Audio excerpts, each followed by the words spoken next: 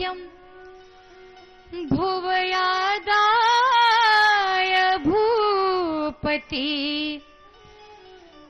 वत्सं कृत्वा मनुं पाणा वद्रुहत सकलयोषधि।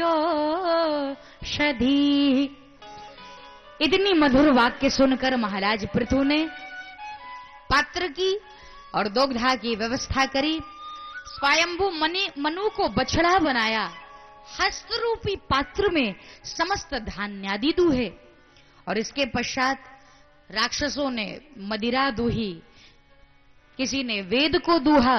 जिन्हें जो भी चीजें प्राप्त करनी थी सभी ने प्राप्त की, और आखिरकार महाराज पृथु ने सबको सुखी किया, सबका कल्याण किया। ऐसे महाराज पृथु हैं। समस्त गांव और शहर, जितने दुनिया में शहर हैं और गांव, इसको बसाने वाले महाराज पृथु ही हैं। और पृथु जी के राज्य में संपूर्ण सुख सुविधाएं, सभी आनंद पूर्वक वास करने लगे। ऐसे महाराज पृथु का चरित्र है। बोलो कृष्ण भगवान की। आगे राजा परीक्षित पूछते हैं सुखदेव से, भगवान मुझे उस भक्त की कथा सुना दो।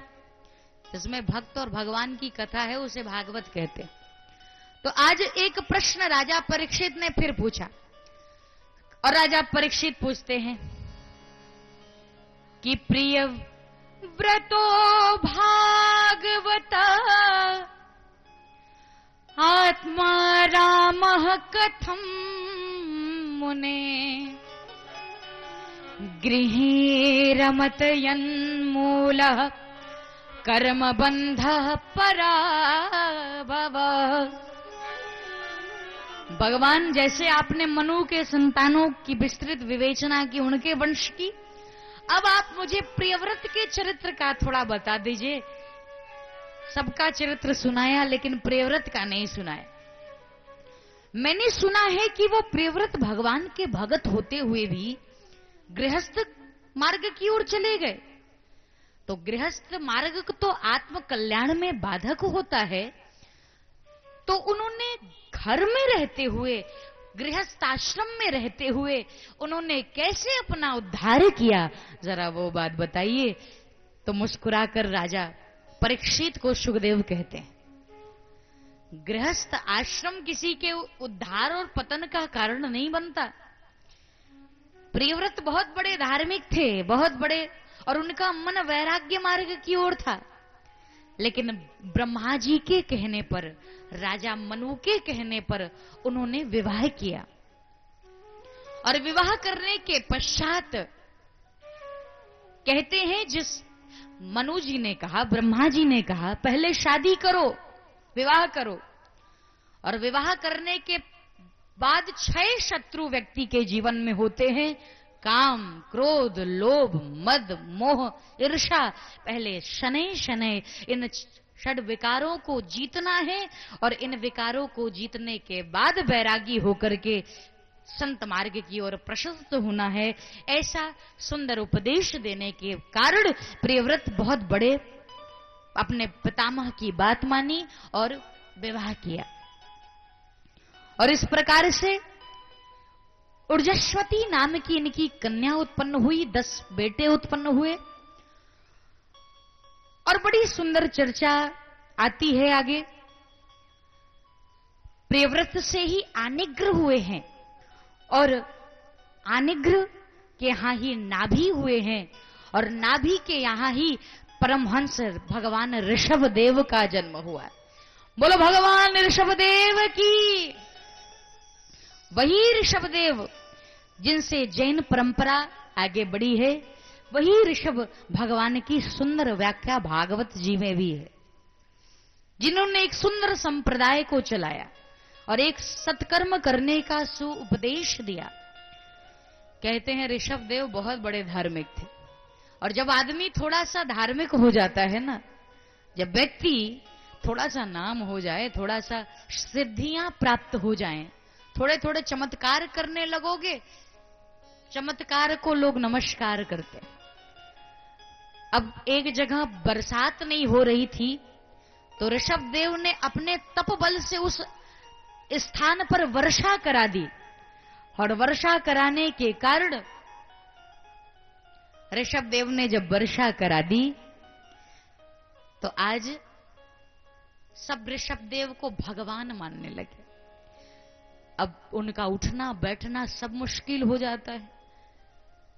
अब देखो कोई बड़े सिद्ध महात्मा, उनके आगे कितनी भीड़ लगी रहती, बड़े भीड़, और संतों को भीड़ नहीं चाहिए, वो तो अकेले वैराग्य पथ के रसिक हैं। और सारे लोग भीड़ लगाकर दर्शन, अरे महाराज जी का दर्शन सब काम कर लेते हैं महाराज जी, और तुरंत लोग पहुंच गए, हमारा भाग्य बदल दो, ऐसा कर दो, वैसा। आखिर ऋषभ देव परेशान हो गए, कहे हे भगवान अब क्या करें। तो ऋषभ देव निर्वस्त्र हो गए, नग्न हो गए, और 10 किलो का पत्थर उठाकर मुंह पे रख लिया। सब जब घूम के आए, कहे पागल हो गए हैं क्या? सबने कहा लगता है महाराज जी पागल हो गए। और बस सब धीरे धीरे भीड़ कम होने लगी। ये क्या हाल बना लिया है। भीड़ घटी, ऋषभ देव पत्थर को बगल में रख कहते हैं चलो कम से कम 10 किलो का पत्थर संसार के झंझट से तो मुक्त करा दिया। और बड़े गंभीर रूप से श्वास लिए, चलो अच्छा हुआ। कहते ही ऋषभ देव जो थे, उनकी विष्ठा में भी इतनी सुगंधी होती थी कि 20-20 किलोमीटर दूर के पक्षी भी आकृष्ट होकर सुगंधी से उस ओर आते थे। ऐसे ऋषभदेव ने बड़ा सुंदर कर्म क्षेत्र को विस्तार से विवेचना की है, और धर्म मर्यादा के रक्षार्थ बड़ा सुंदर उपदेश किया है। और इसी प्रकार से ऋषभदेव ने अपने पुत्रों को बड़ा सुंदर आत्म उपदेश दिया है। ऋषभदेव ने अपने पुत्रों से कहा है ये शरीर भोग के लिए नहीं बना है, कुकर शुकर जैसे ये भोग योनि नहीं है। 84 लाख योनि में जीव जितने हैं वो क्रिया साध्य हैं, लेकिन ये मानव शरीर क्रिया साध्य नहीं, कृपा साध्य है। ये सबसे श्रेष्ठ है। मैं आपसे एक प्रश्न करूं, अक्सर मैं कहा करती, अगर हमारे शरीर में कोई चीज बहुत सुंदर होना, तो या तो हम उसकी तुलना पशु से करते हैं और या तो उसकी तुलना पक्षी से करते हैं। अच्छा मैं आपसे पूछूं, आप बता दो कि अजी किसी की आंख बड़ी सुंदर हो तो उसकी तुलना किससे करते हो? तेज से बोलना। कौन से पशु से करते हो? हिरन से।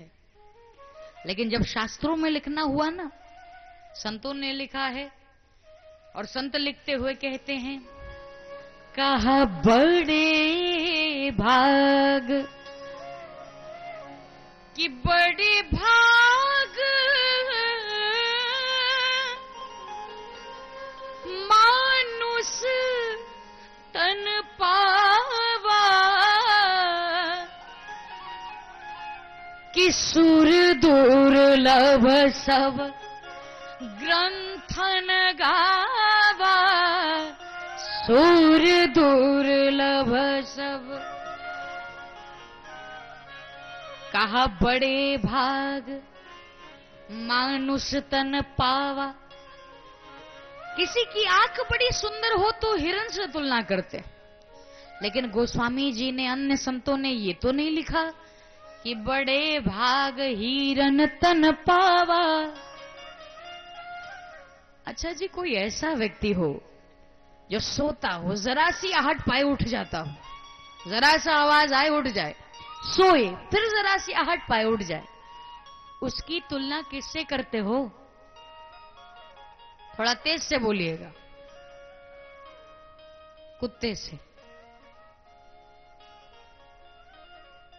और आपको तो अच्छा एक्सपीरियंस होना चाहिए, क्योंकि आजकल कुत्ते पालने वालों को बहुत ही मॉडर्न कहा जाता है, और गैया पाल लो तो अरे वही बैकवर्ड हैं बेचारे।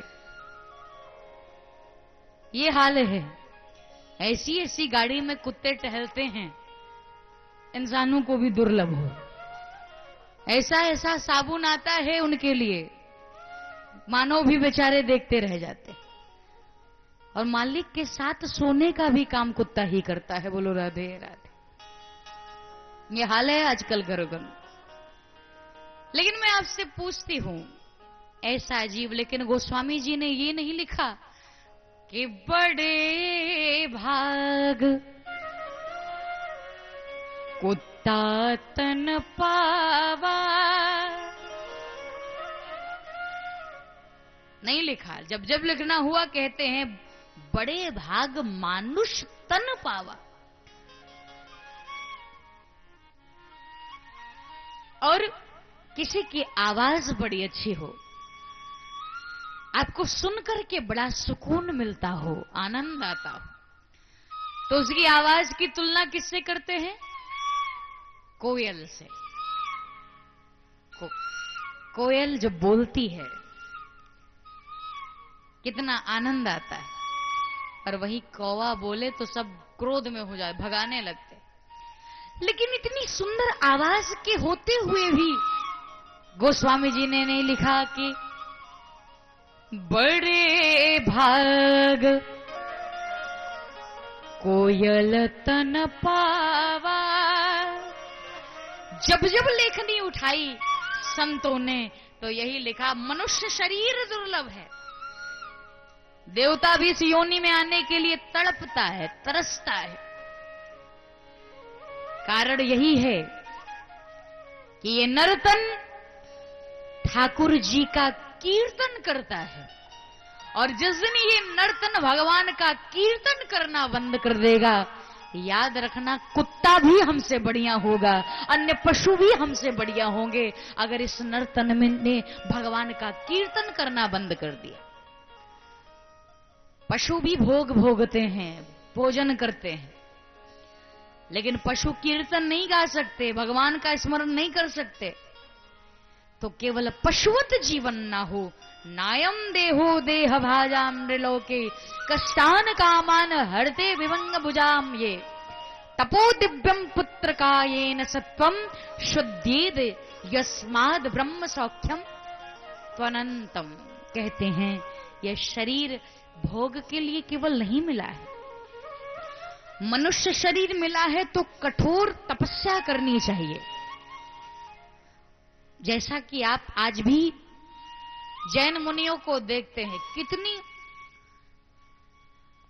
कितना दिव्य जीवन होता है, अद्भुत कष्ट का। आज मनोज जैन जी से बात ही हो रही थी मेरी। कितना अद्भुत जीवन होता है, कितना त्याग होता है, कितना वैराग्य होता है। वस्त्र तक जीवन में वस्त्र का भी त्याग कोई कर सकता है क्या? यानी देह भाव से बिल्कुल मुक्त होते हैं ऐसे साधक। तो ऋषभदेव ने कहा, संसार में भगवान के भक्तों का संग करो, क्योंकि वही तुम्हें मोक्ष देगा। और लंपटों का, स्त्री के पीछे घूमने वालों का, समदर्शियों का, स्त्री लंपटों का, कामी का, क्रोधी का संग करोगे तो तुम्हें नरक के द्वार जाना पड़ेगा। और संतों की विस्तृत विवेचना की गई है। शास्त्र में बंधन और मुक्ति के दो ही उपाय, एक ही उपाय बताए गए।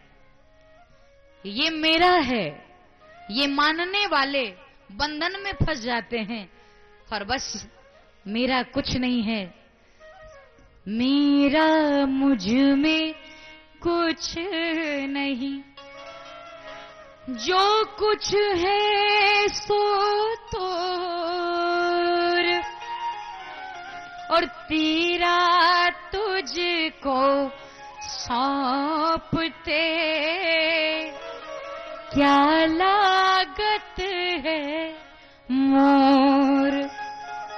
बस यही फकीरी आनी चाहिए। मेरा और इदन्न मम, ये मेरा नहीं है, ये जो दिख रहा है वो भगवान की माया है। और इसीलिए इस माया को अपना मानने वाले उस हीरे रूपी भगवान को खो देते हैं। वो भगवान हीरा का स्वरूप है, भगवान को खो देते हैं। और इसीलिए बाबा कबीर हमारे काशी में बैठ के एक बार कह रहे थे, और कबीर बाबा ने कहा, हमरा हीरा हेराई गयो, कचरे मां मोरा हीरा हेराई गयो, कचरे मां मोरा हीरा हेराई गयो, कचरे मां मोरा हीरा।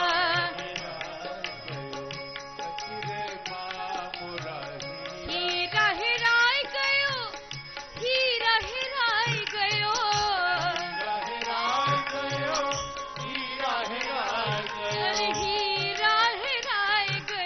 हीरा हेराई गयो,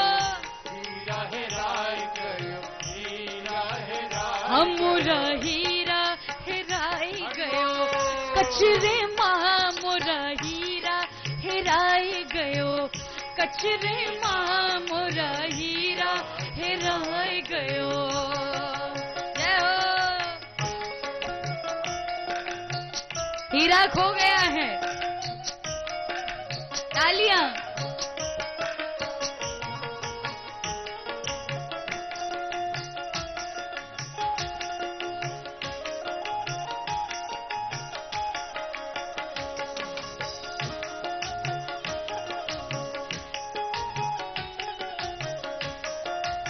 और हीरा को कहां कहां ढूंढा, जरा ध्यान देना। काशी में ढूंढू, गया जी में ढूंढू, हाँ, काशी में ढूंढू, गया जी में ढूंढू,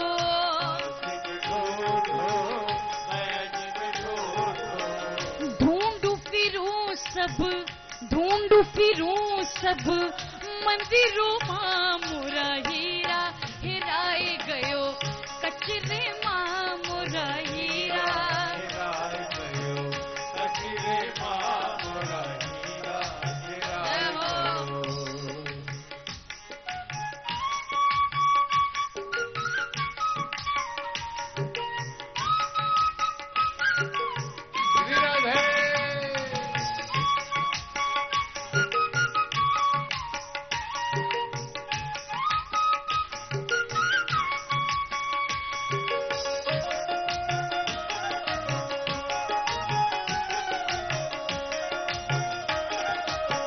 कबीर बाबा की बात लोगों को बड़ा चोट करती है, लेकिन फिर भी बाबा ने कहा, लोगों ने कहा काशी में नहीं मिला, गया में नहीं मिला, मंदिरों में नहीं मिला।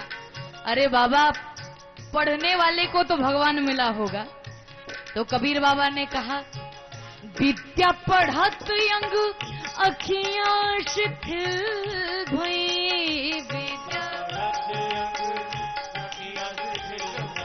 अखियां शिथिल भई, अखियां शिथिल भई,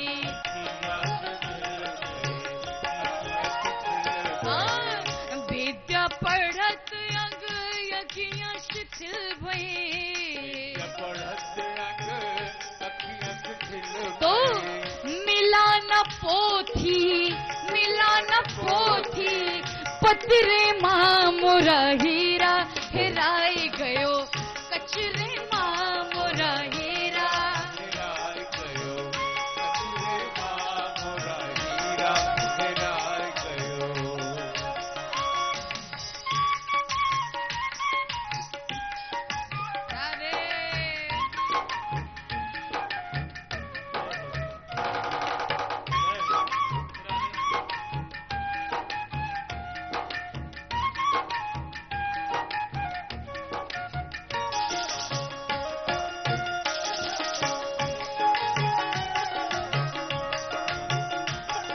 अरे बाबा, माला जपने वाले को तो मिला होगा,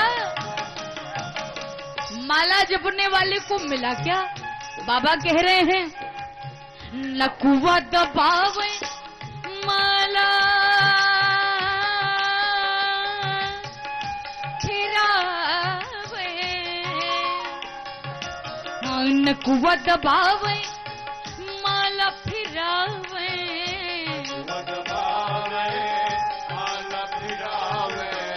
नकुआ दबावे माला फिरावे, तो बीती उमरिया नखरे मां मोरा हीरा हेराय गयो, कचरे मां मोरा हीरा।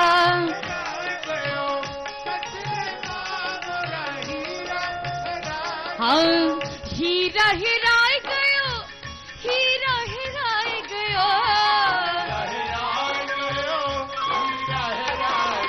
हीरा हेराय गयो, हीरा हेराय गयो,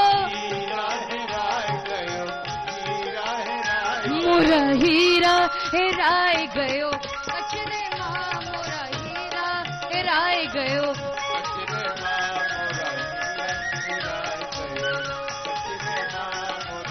जय हो।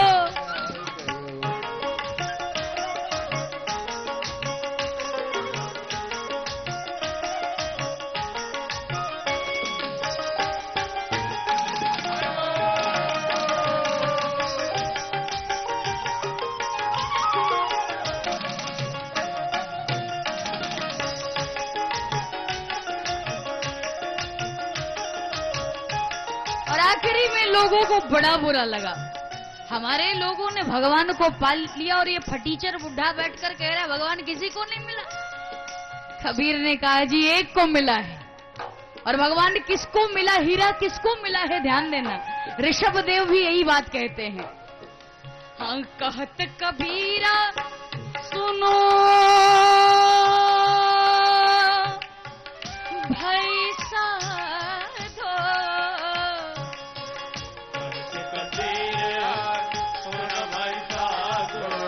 कहत कबीरा सुनो भाई साधो,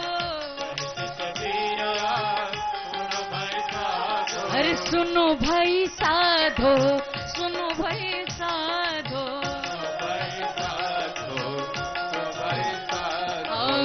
कहत कबीरा सुनो भाई साधो, हीरा मिल गयो, कहाँ मिला है, हीरा मिल गयो श्वास के अतरे मां मोरा हीरा हेराय गयो, अतरे मां मोरा हीरा हेराय गयो, अतरे मां मोरा हीरा हेराय गयो, जय मोरा हीरा, अतरे मां मोरा हीरा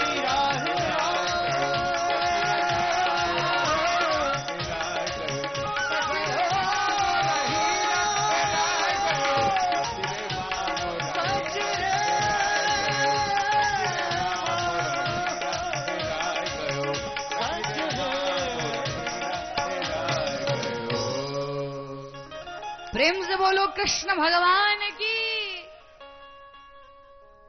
और इस तरह से ऋषभ देव ने कहा, और बाबा कबीर ने भी कहा था, हीरा तो तुम्हारे अंदर है, कस्तूरी कुंडल वसे और मृग ढूंढे बन माही, ऐसे घट घट राम है दुनिया देखो नहीं, तुम में बैठा है सुख रूपी आनंद रूपी परमानंद रूपी हीरा।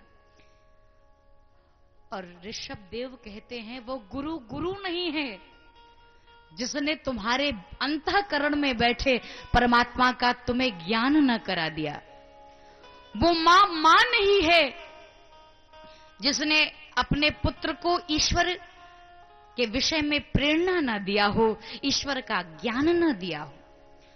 वो गुरु गुरु नहीं, वो मित्र मित्र नहीं, वो पिता पिता नहीं,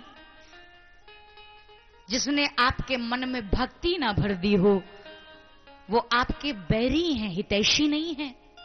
ऐसा ऋषभ देव कहते। गुरुर्न न सस्यात स्वजनो न सस्यात, पिता न सस्यात जननी न सा स्यात्, दैवं न तत्स्यान् पतिश्न सत्स्यान्, मोचयेद्यः समुपेत मृत्युमः। अगर तुम्हें सदमार्ग पर चलने की प्रेरणा नहीं देते और भगवान के विरोधी नास्तिक बनकर बैठे हैं, तो आचार्य ऋषभ देव कहते हैं इन्हें छोड़ दो, इन्हें त्याग दो, वैसे ही जैसे भरत ने अपनी मां का त्याग किया था, राजा बलि ने शुक्राचार्य का त्याग किया था, प्रहलाद ने अपने पिता का त्याग किया था। तजहु, उनको तज दो। कोटि बैरी सम, दुश्मन हैं ये हमारे। यद्यपि परम स्नेही, कितना भी मानने वाला हो, ये अगर सतमार्ग पर चलने की प्रेरणा ना दे तो समझ जाना वो तुम्हारा बैरी है। बोलो राधे राधे। और इस तरह से ऋषभ देव के 100 पुत्रों में से सबसे बड़े पुत्र का नाम है राजर्षि भरत, जो कि परम भागवत हुए, परम भगवान के भक्त हुए। और ऐसे राजर्षि भरत बड़े तेजस्वी, बड़े दृढ़ता और सच्चरित्रता के माध्यम से संपूर्ण देश के लोगों का पालन करते थे। और इन्हीं के नाम से भारतवर्ष पड़ा हुआ है। और इस प्रकार से एक ऐसा समय आया, भरत जी अपने राज्य का बड़ा सुंदर पालन करते थे, लेकिन जब उम्र बीत जाए ना, जब बेटे बेटी से निवृत्त हो जाओ, तो उसके बाद दुकान की चिंता मत करो। मैंने बहुत ऐसे लोगों को देखा है, जब हम लोग कहते हैं भैया भजन कर लो, अभी नहीं, रिटायर होने दीजिए, फिर आप ही के साथ लगना है, पहले रिटायर हो जाने दीजिए। और रिटायर होने के बाद जो माया घेरती है, कि ऐसी माया तो रिटायरी से पहले ही नहीं थी। तो कहने का भाव, भजन का कोई टाइम फिक्स मत करो, भजन का कोई तिथि और समय निश्चित मत करो, जब मन में आए लेके बैठ जाओ, उसे याद करने, उसे याद करो, सतमार्ग सत कार्य करो। तो भरत जी अपने पुत्रों को राज्य देकर मैं सब कार्य से निवृत्त हो गया। और मनुस्मृति में बताया गया है कि कितने कितने उम्र तक किस आश्रम का पालन करना चाहिए। बेटे बेटी से निवृत्त हो जाओ, बिटिया की शादी हो गई, बेटे का विवाह, दुकान मकान सब हो गया, तो उसी में मत लिप्त रहो, अब उसे छोड़कर आगे बढ़ो, अब अपनी बनाओ। और बस राजर्षि भरत इन्हीं सब बातों से राज्य का यथोचित बंटवारा करके अपने बेटों को दिया और उसके पश्चात अपने संत होकर राज्य का त्याग करके निकल पड़े। भरत जी अकेले बैठकर भगवान को मनाते और याद करते थे। और भरत जी भाव से बोलते थे भगवान का नाम लेके, राधे श्याम राधे श्याम राधे श्याम राधे श्याम राधे श्याम राधे श्याम।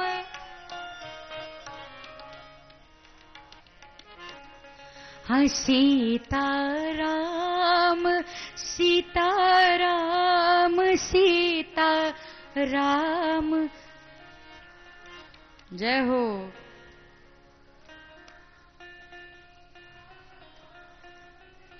ये हर जगह आगे रहती हैं, आप भी बोल जाएं। राधे श्याम राधे।